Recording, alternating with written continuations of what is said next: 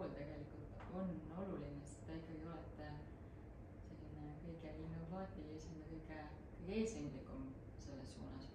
Jah, ja ma tahaksin nagu rõhutada seda, et me päriselt ka tegeleme sellega väga aktiivselt. Et olles töötanud ka teistes restoranides, siis see kulu, mida restoran toodab, on täiesti metsik.